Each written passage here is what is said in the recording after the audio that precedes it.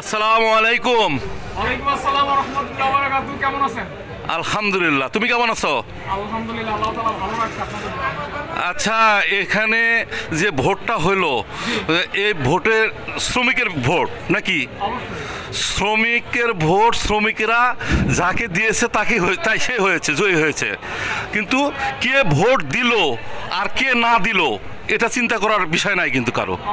কারণ এখানে হচ্ছে যারা আসছে তারা খেদমতের উদ্দেশ্যে আসছে ইনশাআল্লাহ। অফকোর্স তাদের উদ্দেশ্য হচ্ছে ইউনিয়নকে শক্তিশালী করা, ইউনিয়নে গিয়ে ভূমিকা রাখা, অথবা কোম্পানির আমাদের যে অধিকার আদায়ের মানে কাজ করা ইনশাআল্লাহ। আচ্ছা, তোমার নাম ফাহাদ?